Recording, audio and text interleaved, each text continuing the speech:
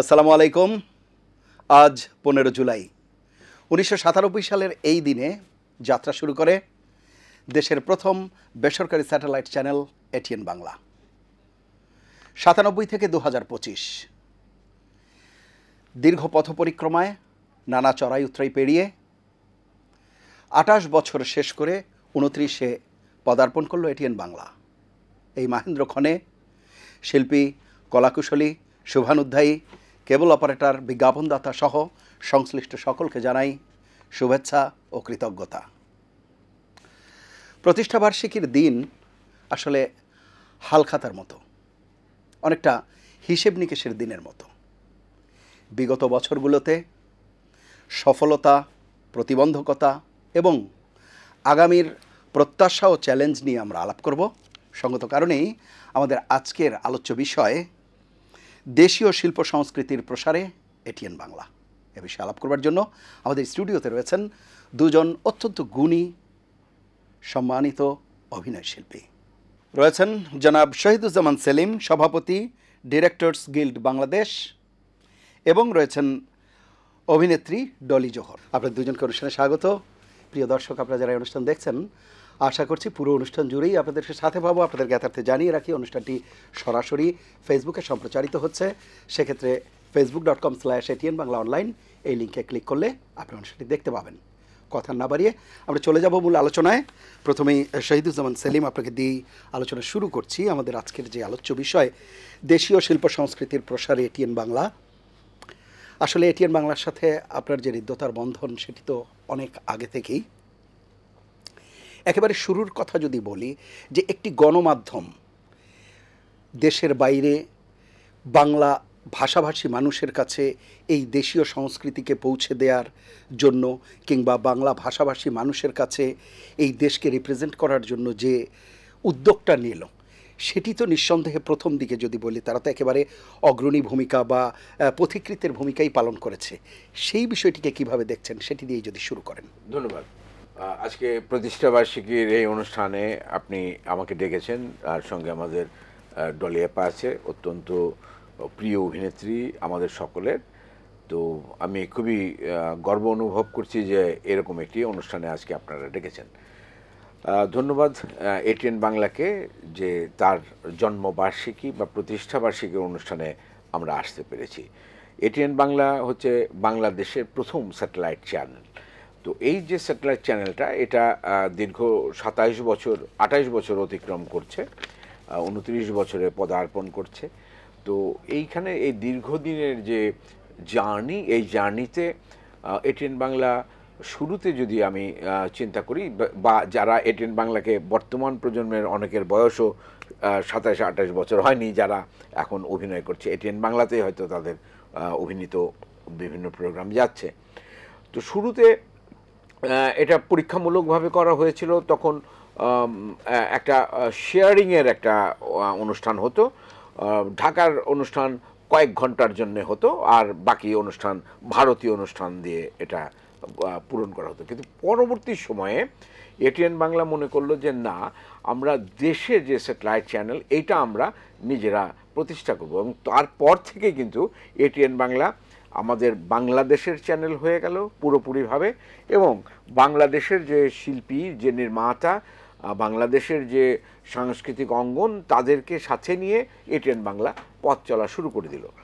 তো সেই পথ চলার ক্ষেত্রে এই দীর্ঘ 28 বছরের যে জার্নি, সেই জার্নিতে এটিএন বাংলা শুধুমাত্র যে ডিরেক্টর তৈরি করেছে তা নয়, শুধুমাত্র অভিনয় শিল্পী তৈরি করেছে তা নয়, শুধুমাত্র গায়ক গায়িকা তৈরি করেছে তা নয়, শুধুমাত্র চলচ্চিত্র শিল্পে তার অবদান রেখেছে তা নয়, আরও বহু বিষয়ে এটিএন বাংলা তার অনুষ্ঠানের আঙ্গিক নিয়ে আমাদের দেশের দর্শকদের সামনে উপস্থাপিত হয়েছে। এবং একটা প্রেসক্রিপশন তৈরি করেছে যে পরবর্তী সময়ে দেশে অনেকগুলো স্যাটেলাইট চ্যানেল বা বেসরকারি চ্যানেল এসছে। বেসরকারি চ্যানেল কেমন হওয়া উচিত, তার যে একটা ফর্মুলা, সেটা একদম প্রথম চ্যানেল হিসেবে এটিএন বাংলা বাংলাদেশে প্রতিষ্ঠিত করেছে। এই যে প্রতিষ্ঠা করেছে, যে একটা চ্যানেল বেসরকারিভাবে চললে কেমন। তার আগে আমাদের বিটিভি দেখা ছিল, কিন্তু একটা স্যাটেলাইট চ্যানেল বাইরের বিজ্ঞাপন নিয়ে বাইরে থেকে টোটাল অনুষ্ঠান ক্রয় করে বা এটা কন্ট্রাক্ট করে কিভাবে নিয়মিতভাবে চালানো যায় সেটা গত 28 বছর ধরে এটিএন বাংলা করলো। তার মানে আমি বলতে চাচ্ছি যে বাংলাদেশের এই টেলিভিশন শিল্প বা এই মিডিয়া যেটা আমরা এত বড় হয়েছে সেখানে এটিএন বাংলা হচ্ছে অগ্রদূত। আমি আসবো আরও এ বিষয়ে বিস্তারিত কিছু আলাপ আছে, বেশ কিছু প্রসঙ্গে আপনি নিজেই উল্লেখ করেছেন যে কোন কোন ক্ষেত্রে আসলে এটিএন বাংলা অবদান রেখেছে, শিল্পী তৈরি করার ক্ষেত্রে, চলচ্চিত্র শিল্পের প্রচার প্রসারের ক্ষেত্রে, সেই সব বিষয় নিয়ে বিস্তারিত আলাপ করব। আমি একটু শুনে আসি।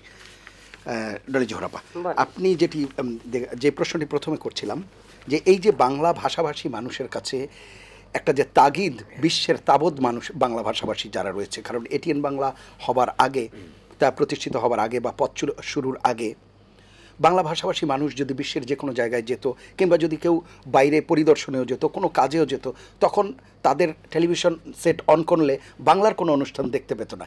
এই যে একটা ভেতরে এক ধরনের ছিল, মানে কি বলবো, ঘাটতি ছিল বা একটা খোরাক দরকার ছিল বিনোদনের বাংলার, সেটি তো পূরণ করার ক্ষেত্রে একটি ভূমিকা, সেই বিষয়টি যদি একটু উল্লেখ করেন। না, বাংলা টেলিভিশন দেখার আগ্রহ থেকেই আমার যেটা মনে হয় পরবর্তী সময়ে লন্ডন বলেন, আমেরিকা বলেন, সব জায়গাতে ওরা চেষ্টা করেছে বিভিন্ন কিছু করতে, কিন্তু আমার আমি যখন যাই বাইরে, যখন গেছি আমি, তখন আমি এটিএন প্রথম যখন দেখলাম ও দেশে, তখন আমি অবাক হতাম যে এরা এখানে বসে আরামে নাটকগুলো দেখে। এমনও হয়েছে যে আমি যে লন্ডনে যে পৌঁছালাম তার আগের দিন একটা নাটক এটিএনে দেখানো হয়েছে, সেই নাটকটা ওরা দেখে ফেলেছে আগে, কিন্তু আমরা দেখিনি। কিভাবে দেখানো হলো, কিভাবে, আমি কিন্তু সেটা জানতে চাইনি বা বুঝতেও পারিনি সেটা, কিন্তু ওরা আগে দেখে ফেলেছে, পরে আমরা আমাদের দেশে দেখলাম নাটকটা। তো এই যে ভালো লাগে, যে অদ্ভুত একটা ভালো লাগে যে, আর ওরা যারা লন্ডনে, আমেরিকা, তো আমাদের বাঙালিরা, বাচ্চারা বিশেষ করে বাংলা বলা অনেক কঠিন লাগে ওদের কাছে, বাংলা বলতেই পারে না ধরতে গেলে, তাই না? ইংলিশ মিডিয়াম, সব জায়গায় ইংলিশ, কাজে ওরা বাংলা বলতেই পারে না। সেখানে যখন ওরা নাটক না দেখুক, একটা প্রোগ্রাম দেখতো, খুব একটা আগ্রহ বোধহয় প্রথম দিকে থাকতো না। আমি যেখানে যেতাম, যে মায়েদের সাথে বা মহিলাদের বা পুরুষের সঙ্গে কথা হতো, দেখা হতো, যারা আমাকে নাটক নিয়ে বা অভিনয় নিয়ে আমাদের সাথে কথা বলতো, তখন আমি বলতাম যে আপনারা একটা জিনিস চেষ্টা করবেন, টেলিভিশনের মাধ্যমে আপনারা ছেড়ে রাখবেন, দেখাবেন, মাধ্যমে ওদেরকে আমাদের বাংলা ভাষাটার সঙ্গে ওদেরকে পরিচিত করাবেন। আর এই যে এটা বাংলা বলতে যে কষ্টটা হয়, ওরা চেষ্টা করে হয়তো বাংলা বলতে আপনাদের সাথে, কিন্তু মানে একেবারে খাঁটি বাংলাটা তো বলতে পারে না। ওদের বাংলা, যেমন সিলেটিরা সিলেটি বলে আমরা সিলেটি বলছি, আসলে তো বাংলা বলছি, কিন্তু বলছে আমরা সিলেটি বলছি। তো আমি সবাইকে একটাই দিলাম যে আপনারা বাংলার প্রচারের জন্য, বাংলা আমাদের যে ভাষাটা, এটাকে অন্তত সম্মান দিয়ে আপনারা নিজেরা বলার চেষ্টা করবেন, বাচ্চাদের শেখাবেন। সবচেয়ে বড় কথা, টেলিভিশন ছেড়ে রাখলে কোনো অসুবিধা নাই, বাংলা টেলিভিশনগুলো ছেড়ে রাখবেন। আমি সত্যি সত্যি অবাক হয়ে গেছি যে এটিএনকে দেখবো ওই দূর দেশে, যে আমি নিজেই অবাক হয়ে গেছি তখন, মানে বোকাই ছিলাম মনে হলো যেন। আমি ওখানে যে হঠাৎ করে দেখে ধাক্কা খেলাম। তো যাই হোক, আমাদের এখন যেখানে যাই সেখানেই যখন বাংলাকে দেখি, বিশেষ করে লন্ডনে যখন সব রেস্টুরেন্ট, দোকান, মার্কেট সব বাংলা ভাষায় লেখা দেখি, তখন আমার কেন জানি মনে হয় আমাদের বাংলা ভাষাটাকে আসলে টেলিভিশনের মাধ্যমে হোক বা যেভাবে হোক, আমাদের বাঙালিরা যে ওরা যে মানে করছে, মানে এটা কি প্রতিষ্ঠিত করছে এবং সম্মান দিচ্ছে, এবং আমরা যে বাঙালি সেই পরিচিতি, এবং ওদের কাছে আমরা পরিচিত হচ্ছি, আমরা বাঙালি। বাংলাদেশ একটা আছে, যেটা পতাকা আছে, এই যে আমাদের দোকানপাটের নাম, এই যে এটা এই লেখা আছে, তার পাশে আবার ইংরেজিতেও লেখা আছে, যার জন্য সুবিধা হয় এদের পড়তে। এরাও তখন সহজভাবে নিয়েছে, সেটা সত্যি খুবই ভালো লাগে। আর সবচেয়ে বড় কথা, আমরা টেলিভিশন কথা যেটা বলবো, আমি তো প্রথম থেকে বিটিভিতেই কাজ করেছি, পরে এটিএনে কাজ শুরু করলাম। এটিএনে কাজ শুরু করলাম মানে কি, তখন থেকে সবাই এটিএনে নাটক করার চেষ্টা করছে, মানে বানানো যারা নির্মাতা, তখন আমাদেরকে যখন অফার করতো করার জন্যে, খুব খুশি হয়ে করতাম, আনন্দ নিয়ে করতাম, ভালো লাগতো। এবং আমার গুণে বলতে পারবো না আমি কতগুলো কাজ করেছি এটিএনে, বহুত নাটক করেছি আমি। আমি সেই প্রসঙ্গে আসবো, শুনে আসি। জনাব শহীদুজ্জামান সেলিম, এই যে নাটক নির্মাণের কথা বলছিলেন, প্রথম দিকে নাটক এখানে ছিল, কিন্তু আমার প্রশ্ন হচ্ছে যে কোনো গণমাধ্যম সেটি তো কোনো দাতব্য প্রতিষ্ঠান নয়, সেখানেও দিন শেষে তাদেরকেও উপার্জন করতে হয়, তাদের কলাকুশলীদের সম্মানী দিতে হয়, তাদের পুরো টিম থাকে, যেখানে যেখানে আনুষঙ্গিক খরচ বহন করতে হয়, এবং সেই খরচের উৎস হচ্ছে বিজ্ঞাপন। এটিএন বাংলার শুরুতে কেবলমাত্র একটি প্রতিষ্ঠানের হয়তো কোনো সিগারেট কোম্পানি, খুব সম্ভবত, যদি আমি ভুল না করে থাকি, সেটির বিজ্ঞাপনই দীর্ঘদিন থেকে চলছে। কিন্তু তারপরে এই যে আপনারা যারা সংস্কৃতিজন রয়েছেন, নাট্য নির্মাতা, অভিনেতা, আপনাদের আমার যতটুকু জানা আছে, হয়তো ঘাটতি থাকতে পারে, যে এক খুব বড় ধরনের একটা অবদান বা ত্যাগ ছিল, কারণ যে প্রপার সম্মানী বা যেরকম, সেটি তো নিঃসন্দেহে দেওয়ার উপায় ছিল না, কিন্তু আপনারা সেই ইন্ডাস্ট্রিটাকে কিন্তু ঠিকই ধরে রেখেছিলেন। সেই বিষয়টা যদি একটু আলোকপাত করেন। ধন্যবাদ এরকম একটা বিষয় তুলবার জন্যে। প্রথমের যে এটিএন, সেই এটিএনের সাথে পরবর্তী এটিএনের তুলনা করা চলবে না, কারণ বিটিভিতে যে সমস্ত নির্মাতারা ছিলেন, যাদেরকে আমরা নির্মাণের ক্ষেত্রে লিজেন্ড বলি, যেমন আবদুল্লাহ আল মামুন, নওয়াজিস আলী খান, এনারা দুজন, পরবর্তী সরকার ফিরোজ, উনি পরিচালনার ক্ষেত্রে অত অবদান ছিল না, কিন্তু যারা টেলিভিশনের নাটকের সংজ্ঞা তৈরি করেছেন তাদের মধ্যে দুজন হচ্ছে আবদুল্লাহ আল মামুন এবং নওয়াজিস আলী খান। এরা কিন্তু এটিএনএ সাথে যুক্ত হয়, এবং পরবর্তী সময় ফখরুল আবিদিন দুলাল উনিও এসে যুক্ত হন, এবং টেলিভিশনের একটা বড় টিম যারা প্রোডাকশনের বা প্রযোজনার সহযোগী হিসাবে কাজ করতেন, যেমন আজকের যে অনুষ্ঠানের প্রডিউসার সাত্তার সাহেব, উনিও কিন্তু বিটিভিতে ছিলেন এবং উনিও এটিএনএ আসেন। তো তারা যে জিনিসটা করলো, বিটিভিতে যে সমস্ত নাটকগুলো হতো সেই আঙ্গিকে এটিএনএ নাটক বিভাগকে সাজানোর চেষ্টা করা হলো, এবং ওনারা নিজেরা ইনিশিয়েটিভ নিয়ে কিন্তু ইন হাউস প্রোডাকশনও ওনারা করেছিলেন, এবং ওই ইন হাউস প্রোডাকশনে যেটি প্রথম প্রোডাকশন ফখরুল আবিদিন দুলাল যেটা করেছিল, ওটাতে আমি অভিনয় করেছিলাম। তার মানে আমি বলতে চাচ্ছি যে বাংলাদেশের দর্শককে যারা চেনে, টেলিভিশনের দর্শককে, তাদেরকে নিয়েই এটিএন বাংলা এই যাত্রাটা শুরু করেছিল। সেই যাত্রা পথে পরবর্তী সময় অজস্র ডিরেক্টর এসছেন, পরবর্তী সময় অজস্র শিল্পী এসছেন, এবং যাত্রাটা কোনোদিন থেমে থাকেনি। বিজ্ঞাপনের ক্ষেত্রে যদি ধরেন, আজ থেকে 7-8 বছর আগেও এটিএন বাংলা দেশের 1 নম্বর চ্যানেল, এবং বিজ্ঞাপনের ক্ষেত্রে রেট হচ্ছে সবচেয়ে বেশি এটিএন বাংলার। আমি যখন নিজে এখানে ডাইরেক্টর হিসেবে বিভিন্ন প্রোডাকশন করেছি, সেই প্রোডাকশনগুলোতে আমি দেখেছি আমার প্রচুর প্রোডাকশন এটিএন বাংলাতে চলেছে।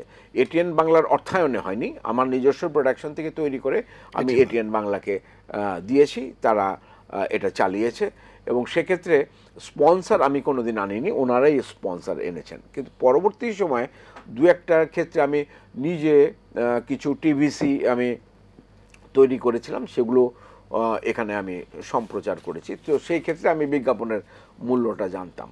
তো ওই যে আপনি বলছিলেন যে এতগুলো কর্মচারী আছে, এদেরকে বেতন দিতে হয়, এই দিতে হয়, সেই দিতে হয়, এটিএন বাংলা কোনোদিন দুর্দশায় পড়েনি। এখন দুর্দশায় পড়েছে, বা এখনকার যে প্রেক্ষাপট, সেই প্রেক্ষাপটে যদি আপনি চিন্তা করেন, বাংলাদেশের মতো ছোট্ট একটা দেশ, সেই দেশে 30-এর অধিক আপনার টেলিভিশনের চ্যানেল, এবং টেলিভিশনের চ্যানেলগুলোর মধ্যে নানান ধরনের প্রতিযোগিতা আছে, একসাথে পলিটিক্যালি নানান রকমের চ্যানেল আমাদের এখানে চলে এসছে, যে এই পলিটিক্সের সাথে যারা আছে তাদেরকে 10টা চ্যানেল দিয়ে দেওয়া হলো, ওই পলিটিক্সের সাথে যারা ছিল তাদেরকে 10টা চ্যানেল দিয়ে দিয়েছে। এটিএন বাংলা আর 2-একটা চ্যানেল এরকম আছে যারা নির্দলীয়ভাবে শুরু থেকেই দর্শকের মন জয় করার জন্য এসেছিল, এখানে কোনো পলিটিক্সের গন্ধ ছিল না। তো সেই কারণে যেটা হয়েছিল, দর্শকের মন এটিএন বাংলা জয় করতে পেরেছিল কি দিয়ে? তাদের অনুষ্ঠানের মান দিয়ে, তাদের বিভিন্ন ধরনের বৈচিত্র্যময় অনুষ্ঠান দিয়ে। তো এটা এখনও সম্ভব, যেহেতু বিজ্ঞাপনটা ভাগাভাগি হয়ে গেছে, এবং আগে এটিএনে যে সমস্ত লোকগুলোর কথা বললাম, এরকম লোকরা এবং আরও যারা গুণীজন, তাদেরকে নিয়ে একটা প্রিভিউ কমিটি ছিল। এবং এটিএন বাংলা কিন্তু কোনোদিনও ওই মার্কেটিং বিভাগের উপরে নির্ভর করে তাদের প্রোগ্রাম বানায়নি, কিন্তু এখন বানাতে হচ্ছে বোধহয়। এখন নানান রকম ভাবে ভিউশিপের কথা চিন্তা করছে। বর্তমান যুগে যেগুলো চলছে অন্যান্য টেলিভিশনগুলোতে সেগুলোকে হয়তো ফলো করতে যাচ্ছে। কিন্তু আমাদের যারা আমরা শুরু থেকে এটিএন বাংলার সাথে জড়িত আছি বা তাদের প্রোগ্রামের সাথে জড়িত আছি, আমাদের একটাই চাওয়া যে এটিএন বাংলা ভালো প্রোগ্রাম করুক, মার্কেট এটিএন বাংলাকে ফলো করবে, মার্কেটকে এটিএন বাংলার ফলো করবার কোনো দরকার নেই। ধন্যবাদ। জি, আমি আসবো আবার আপনার কাছে। যে বিষয়টি আরেকটি বিষয় আলাপ করছিলাম ডলি জোহরাপা, সেটি বিষয়ে বলবেন যে এই বেসরকারি উদ্যোগে নির্মিত নাটকগুলোর ক্ষেত্রে দেখা গেছে বিটিভির পরে এই নাটকগুলোকে বিকাশ এবং বিস্তারের ক্ষেত্রে এটিএনের ভূমিকাটাকে কিভাবে দেখছেন? এই ব্যাপারটা সেলিম ভালো বলতে পারবে, কারণ ও একজন মেকার, মানে সরি নির্মাতা, আর আমি শুধু শিল্পী, আমি শুধু অভিনয় করেছি। এমনও হয় যে সেলিম আমাকে নিয়ে অভিনয় করালো, আপনি করালো, অমুক করালো, আমি অভিনয় সম্পর্কেই শুধু বলতে পারবো। এছাড়া আমি ব্যবসায়িক দিকটা বা কি বলে আমাদের নাটকের অভিনেতাদেরও তো এই ক্ষেত্রে দেখা গেছে কি অভিনয় শিল্পী যারা আছে তাদেরও যেই বেসরকারি উদ্যোগে নাটকগুলো নির্মিত হয়েছে সেই জায়গায় তো অভিনয়েরও একটা বিরাট ক্ষেত্র তৈরি হয়েছে, তাদেরও অভিনয় করবার ক্ষেত্র তৈরি হয়েছে। এই প্রশ্নটার উত্তর আমি আমার যে এর আগের বক্তব্যের মধ্যে কিছুটা দিয়েছি। এখন একটা কথা বলি, তাহলে পরিষ্কার হবে। এটিএন বাংলা গুণীজনদেরকে মূল্যায়ন করেছিল। আব্দুল্লাহ আল মামুনের আধ ঘন্টা নামে তাকে ছেড়ে দেওয়া হয়েছিল প্রতিদিন, এভরিডে। আব্দুল্লাহ আল মামুন ওই আধ ঘন্টার মধ্যে উনি যা করেন, উনি জনক নামে সিরিজ নাটক করেছেন, বাবা নামে সিরিজ নাটক করেছে, বা আরও অনেক কিছু মামুন ভাই করেছে। তার মানে কি এটিএন বাংলা কিন্তু প্রথম থেকেই চেয়েছে যে সত্যিকারের সঠিক নির্মাতা তাকে এই কাজগুলোর মধ্যে ইনভলভ করা, এবং ওইভাবেই কিন্তু ট্রেন্ড সেটার হয়েছে। এটিএন বাংলা হচ্ছে একটা ট্রেন্ড সেটার, যে তাকে ফলো করে অন্যান্য টেলিভিশন কোম্পানিগুলো আজকে প্রতিষ্ঠিত হয়েছে এবং হয়তো আরও অনেক ভালো ভালো প্রোগ্রাম তারা করছে। তাদের ক্ষেত্রে রিসার্চ আছে, অনেক মার্কেট রিসার্চ আছে, বা একটা গল্প নিয়ে রিসার্চ আছে। আর এখানে এটিএন বাংলা কাউকে কোনোদিন ফিরিয়ে দেওয়া হয়নি, যেই আসে তাকেই তারা সম্মান করবার চেষ্টা করে, সেই প্রোগ্রামের ক্ষেত্রে হোক বা অন্যান্য যে অনুষ্ঠানগুলো আছে তাদের ক্ষেত্রে হোক। সুতরাং এটিএন বাংলার যে ভূমিকা একটা বেসরকারি টেলিভিশন হিসাবে, এটা সত্যি এটা অনস্বীকার্য এর অবদান। আরেকটি প্রসঙ্গ, যেটি বিভিন্ন রিয়েলিটি শোয়ের মাধ্যমে যে শিল্পী বিভিন্ন জায়গা থেকে যারা প্রতিভা অন্বেষণ করা, সেই জায়গাতেও পরবর্তীতে হয়তো অনেকেই করছেন, কিন্তু সেই জায়গায় তো একটা অগ্রণী ভূমিকা বা একেবারে প্রথম দিককার বা প্রথম সারির যে চিন্তা ভাবনা, সেই সময়টা সেটিকে কিভাবে দেখছেন? আমি যেটা দেখেছি এই এটিএনে যেটা হয়েছে, সেটা যেমন যারা আনন্দ মেলা বা যে আনন্দ দেওয়ার বিভিন্ন কৌতুক না, মানে বিভিন্ন যে আমাদের কি বলে ম্যাগাজিন অনুষ্ঠানগুলো, এগুলোতে ভ্যারাইটিস ভালো ভালো আমাদের নির্মাতাদের হাতে ভালো ভালো শিল্পীদেরকে এখানে ইনক্লুড করেছিলেন এটিএন বাংলা। এটা সত্যি কথা, স্বীকার করতেই হবে। আর আমি মনে করি যে আমার মনে পড়ে আর কি, যে এইখানে যে ভালো ভালো কাজগুলো আমাদের যে আনন্দ মেলাগুলো মানে ইয়েগুলো আর কি বলে ম্যাগাজিন অনুষ্ঠানগুলোর কথা আমার বেশি মনে পড়ে। বিটিভিতে হয়েছে, আবার যেমন আমাদের হানিফ সংগীত তো অনেক বেশি কাজ করেছে এখানে, এবং স্বীকারও করে যে এখানে অনেক নিয়ে কি বলে স্বাধীনতা নিয়ে কাজ করতে পেরেছে এখানে, এবং সেই সুযোগটা এটিএন বাংলা সবসময় আমি ডলিয়াপার সাথে এখানে একটু সংযুক্ত করি। সেটা হচ্ছে যে ওই যে বলছিলাম যে ট্রেন্ড সেটার, এটিএন বাংলার কিন্তু উদ্যোগগুলো ভালো, সেটা পরবর্তী সময় সকলেই ফলো করেছে। যেমন শিল্পী অন্বেষণের ক্ষেত্রে এটিএন বাংলা কিন্তু তার নিজস্ব শিল্পী অন্বেষণের জন্য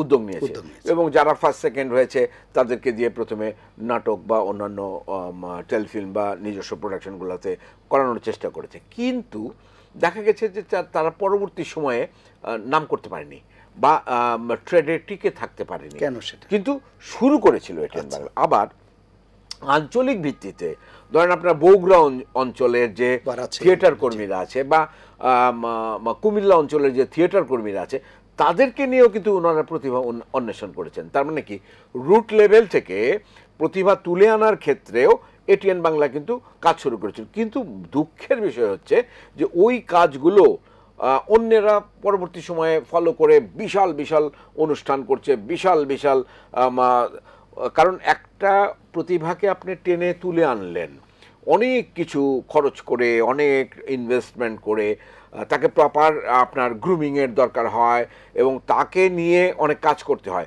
ওই যে তাকে নিয়ে যে অনেক কাজ করতে হয় সেই কাজগুলো পরবর্তীতে করা হয়নি। আজকে আপনি যদি চিন্তা করেন যে 2-3টা টেলিভিশন, আমি নাম নাই বললাম, সকলেই বুঝতে পারে, তারা কিন্তু এই প্রতিভা অন্বেষণটা করে, বিভিন্ন মোড়কে করে।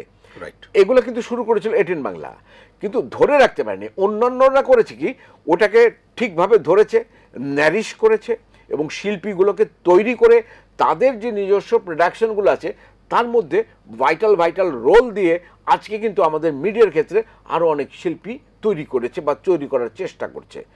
কিন্তু শুরুটা এটিএন বাংলা প্রত্যেকটা ক্ষেত্রেই করেছে। জি, আরেকটি বিষয়ে যেটি জনাব শহীদুজ্জামান সেলিম বলছিলেন, প্রিভিউ কমিটির কথা। আমরা নিজেরাও জানি, সাম্প্রতিক সময় যদি বই মেলার উদাহরণ দেওয়া হয়, যে যখন বই প্রকাশিত হচ্ছে, আগে একটি সময় প্রকাশনা সংস্থায় একটা সাব এডিটর প্যানেল থাকতো, তখন দেখা যেত যে তাদের মাধ্যমে যে বইগুলো আসতো সেগুলো যতটা সুপাঠ্য হতো, এখন সেই কাঙ্ক্ষিত মান ধরে রাখা যায় না। অনেক জায়গায় সেই এডিটর্স প্যানেল নেই বা সেরকম। টেলিভিশনের ক্ষেত্রেও প্রিভিউ কমিটির যে একটা ভূমিকা, সেই জায়গাগুলো এখন অনেক বেশি, নানা প্ল্যাটফর্মে তো হচ্ছেই নাটক, নানা কারণেই টেলিভিশনগুলো সব, যদিও এখনও এটিএন বাংলা সেটি বজায় রাখবার চেষ্টা করছে। এই বিষয়টিকে কিভাবে দেখছেন বা এর প্রয়োজনীয়তা কি বলে মনে করেন? আমি মনে করি যে থাকা উচিত, সবসময় থাকা উচিত। কারণ আমরা একটা টেলিভিশনের মাধ্যম ছাড়া তো আমরা অন্য কোথাও দিয়ে তো আমার ইয়েটা প্রকাশ করতে পারবো না, তাই না, গুরুত্বটা বা আমার মেধাটা।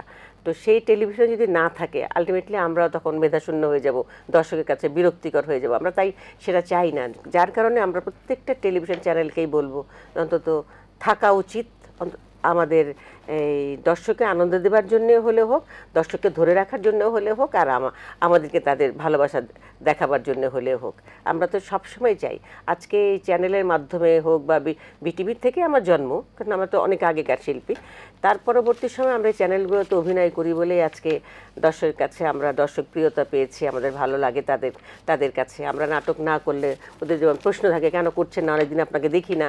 তার মানে আমরা চাইবো সবসময় ভালো কিছু হোক। আমরা শুধু এটিএন বাংলা না, এটিএন বাংলার কাছে আমি অনেক কৃতজ্ঞ, কারণ আমি এখানে অনেক কাজ করেছি। যেমন আজকে যে একটু আগে একজন বলছিলেন যে ঝগড়ালি বলে একটা ছোট পিস যায় সবসময় ইয়েতে, ফেসবুকে আমাদের ইয়েতে ক্লিপ যায় আর কি। তো ওইখানে ঝগড়ালি বলে মামুনুর রশিদ যে নাটকটা করেছিলেন, এই নাটকটা যখন গেল, যাওয়ার পরে তো এমন খুব সিরিয়াস কিছু না নাটকটা, মানে হাসি ঠাট্টা দুষ্টু কেমন যেন আর কি, খুব আনন্দ দেওয়ার মতো একটা নাটক। কিন্তু এই যে মানুষের কাছাকাছি যাওয়া, আমাদের কিছু দর্শক তো আমাদেরকে দেখার জন্য পাগল হয়ে যায়, দেখলে খুশি হয়। এমন হয় যে অন্যান্য বাচ্চারা, ছোট ছোট মেয়েরা আমাদের ক্যারেক্টারগুলো করে ওরা আবার রেকর্ড করে করে ছাড়ছে ইয়েতে। তো এইভাবে আমরা ওতপ্রোতভাবে একটা টেলিভিশনের সঙ্গে, একটা চ্যানেলের সঙ্গে বা দর্শকের সাথে আমরা জড়িত। দর্শক না হলে আমরা নাই, আমরা না থাকলে চ্যানেল নাই। কাজে আমরা সবার সঙ্গে জড়িত। এইভাবে যাতে চলে, আমাদের দেশটাও চলবে এইভাবে, আমরাও চলবো সেইভাবে। আমরা না থাকলে দেশ নাই, দেশ না থাকলে আমরা নাই। জনাব শহীদুজ্জামান সেলিম, প্রিভিউ কমিটির ব্যাপারে যে বিষয়টি বলছিলাম, যদি এই বিষয়ে আপনি কিছু যুক্ত করেন। প্রিভিউ কমিটি অত্যন্ত জরুরি একটা বিষয়। একটা অনুষ্ঠানের মান রক্ষা করার ক্ষেত্রে প্রিভিউ কমিটি খুবই জরুরি, এবং প্রিভিউ কমিটির ক্ষেত্রে সেই সমস্ত লোকদেরকেই রাখা দরকার যারা নাটক সম্পর্কে জ্ঞান রাখেন, মার্কেট সম্পর্কে জ্ঞান না রেখে। শিল্প আর অর্থ দুটো পাশাপাশি চলতে পারে না, ভিন্ন জিনিস, কন্ট্রাডিক্টরি, বিপরীত ক্রমে চলে। তো মার্কেটিং ডিপার্টমেন্টের চাপে দেখা গেছে যে এখানে প্রিভিউ কমিটি হয়তোবা সক্রিয় নাই আগের মতো, যার ফলে অনুষ্ঠানের মান কমে যায়। তো এই দিকটা আমার মনে হয় যে বিবেচনা করা যেতে পারে, যেহেতু একটা বছর পার হয় মানে নতুন বছরের স্বপ্ন দেখে, নতুন বছরের একটা টার্গেট নেয়। 29 বছর যখন পড়ছে, তখন এটিএন বাংলার এটা ঢালাওভাবে পরিবর্তন করা দরকার, যে তার স্ট্রং একটা প্রিভিউ কমিটি থাকবে, স্ট্রং একটা প্রোগ্রাম ডিপার্টমেন্ট থাকবে, যাতে করে এটিএন বাংলার ঋত গৌরব পুনরুদ্ধার করতে পারে। অবশ্যই প্রিভিউ কমিটি অত্যন্ত প্রয়োজনীয়। আরেকটি বিষয় যেটি বলছিলাম যে অনেক স্মৃতি হয়তো আছে এটিএন বাংলাকে নিয়ে, তারপরেও যদি দুই একটা দর্শকদের উদ্দেশ্যে একটু উল্লেখ করেন। কোন টেলিভিশন স্টেশনের সাথে ওরকম সুখকর স্মৃতি তো কোনো শিল্পীর থাকে না।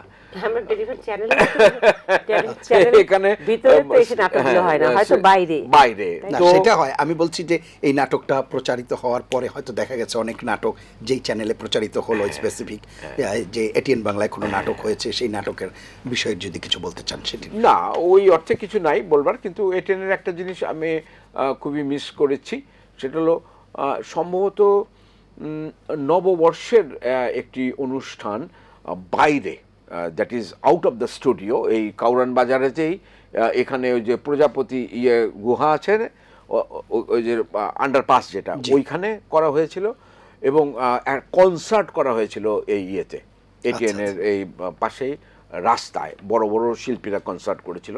ওটাও এটিএন বাংলায় প্রথম করেছে। তার মানে আমি বলতে চাইছি সমস্ত জায়গায় অগ্রগামী হিসাবে কিন্তু এটিএন বাংলার নাম আসে, কিন্তু পরবর্তীতে কোনোটাই এনারা ধরে রাখতে পারেনি। ওই যে কনসার্ট হয়েছিল বা ওই যে আন্ডারপাসে যে নববর্ষের অনুষ্ঠান হয়েছিল, এটা কিন্তু একেবারেই কল্পনার বাইরে যে এরকম একটা অনুষ্ঠান আউটডোরে এরকম হতে পারে এবং লাইভ হচ্ছে। আমরা অনুষ্ঠানের শেষ পর্যায়ে এসেছি। চলচ্চিত্রের কথা বলছিলেন, আপনারা দুজনেই চলচ্চিত্রের শক্তিমান অভিনেতা অভিনেত্রী।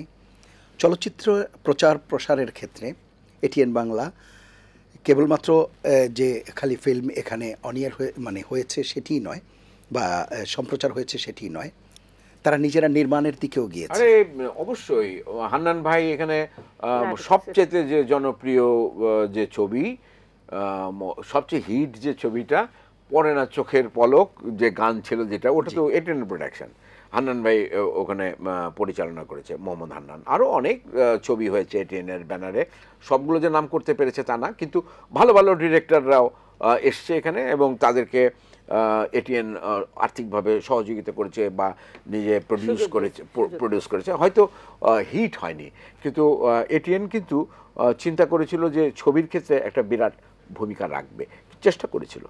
জি জি, চলচ্চিত্র সম্পর্কে আপনার কোনো বক্তব্য আছে কিনা? এমনি তো অনেকগুলো ছবি করেছি আমি, 161টা ছবি করেছি আমি, এবং হান্নান ভাইয়েরও নাটক ছবি করেছি আমি, হান্নান ভাইয়ের বেশ কয়েকটা ছবি, এবং সেই ওনারও কয়েকটা ছবি এখানে টিএনএ দেখানো হয়েছে, এবং এখন তো দেখাচ্ছে, অহরহ দেখাচ্ছে, কখন কোনটা যায় বলতেও পারবো না। অনেকে দর্শক ফোন করে বলে যে তোমার এই একটা সিনেমা দেখলাম এটিএনএ, এই ব্যাপার। যাই হোক, নাটক সিনেমা যায়। সবচেয়ে বড় কথা কি, আমরা এখন অনেক দূর চলে এসেছি, তো শেষ সময়টা আমাদের, তো এখন ভিতরে একটা চাহিদা থাকে, একটা শখ থাকে যে ভালো কিছু যদি করতে পারতাম। এই শখের জন্য আমি গত কি একটা অনুষ্ঠানে আমাকে আজীবন সম্মাননা দিলেন, হ্যাঁ, তখন আমি ভাই চেয়ারম্যান সাহেবকে বলছিলাম যে ভালো কিছু করেন, এখনও শখ আছে মানে করার, ভালো যদি কিছু হয় তাহলে করবো অবশ্যই। তখন উনি বলছিলেন যে হ্যাঁ, আমাদের ভালো ভালো শিল্পীরা কেন আমাদের কাছ থেকে দূরে সরে যাচ্ছে, সুযোগ করে দাও, ওনারা করবেন। উনি ওখানে অ্যানাউন্সমেন্ট করেছিলেন। তো সেই থেকে আশা ছিল বোধহয় এটিএনে আবার ভালো কিছু হবে, কিন্তু তার মধ্যে তো কেমন অবস্থা হয়ে গেল চারিদিকে, দেশের পরিবর্তন উল্টাপাল্টা হওয়াতে, যার কারণে কাজগুলো বোধহয় বন্ধ হয়ে গেছে। এখন সবারই তো সমস্যা, শুধু এটিএনের না, সব চ্যানেলেরই সমস্যা চলছে। আমরা শেষ করব, দর্শকদের যদি এটিএন বাংলার প্রতি কোনো প্রত্যাশার কথা বলেন। ধন্যবাদ। এটিএন বাংলার যে নতুন বছরের শুরু, যে জন্মদিন, সেই জন্মদিনের অনুষ্ঠানে আমরা শিল্পীদের পক্ষ থেকে, নির্মাতাদের পক্ষ থেকে সবাইকে শুভেচ্ছা জানাচ্ছি। এটিএন বাংলা তার যে গতি, সেই গতিতে এগিয়ে চলুক এবং আগের যে এটিএন বাংলা সেই ঋত গৌরব ফিরে আনুক তাদের অনুষ্ঠানে এবং দর্শকের মন জয় করে চলুক। এটিএন বাংলা, বাংলা ভাষা যতদিন থাকবে, এটিএন বাংলা যেন ততদিন থাকে, এই প্রত্যাশা করি। ধন্যবাদ। আমরা যে এটিএন বাংলাকে আগে যেইভাবে দেখতাম, রঙিন, চারিদিকে একটা চাকচিক্য, সেই চাকচিক্যটা আবার দেখতে চাই। আমার মনে হয় যে চেষ্টা করলে আমরা পারবো আবার সোজা হয়ে দাঁড়াতে। এটিএন বাংলার দর্শক, যে আমাদের যে দর্শকরা এটিএন বাংলাকে ভালোবাসতেন, তারা আবার ভালোবাসুক, নতুন জেনারেশন ভালোবাসুক, কাজের মাধ্যমে, কাজের মধ্য দিয়ে, এবং আমাদের মেধা আমরা তো থাকবো না, কিন্তু নতুন জেনারেশন যারা আসবে তাদেরকে একটু সুযোগ সুবিধা দিতে হবে, তারা যেন কাজ করে এটিএন বাংলার সঙ্গে একেবারে ওতপ্রোতভাবে জড়িত থাকে। আমি দর্শকদের জন্য বলবো, আপনারা এটিএন বাংলা দেখুন। আমার মনে হয় আপনাদের মানে চাহিদা বা আপনার প্রত্যাশিত দিন একদিন আসবে। অসংখ্য ধন্যবাদ আপনাদের দুজনকে অনুষ্ঠানে অংশ নেওয়ার জন্য। প্রিয় দর্শক, এই ছিল আজকের এটিএন সংলাপ। বিদায় নিচ্ছি। তবে দিনভর আপনাদের পদভারে মুখরিত থাকবে এটিএন বাংলার প্রাঙ্গণ। পাশাপাশি প্রত্যাশা করি অবিরাম বাংলার মুখ এই স্লোগানকে সামনে রেখে এটিএন বাংলা নতুন দিগন্ত উন্মোচন করবে। সেই অঙ্গীকার নিয়েই শেষ করছি। সবাই ভালো থাকবেন, সুস্থ থাকবেন। আশা করি এটিএন বাংলার সঙ্গেই থাকবেন। আল্লাহ হাফেজ।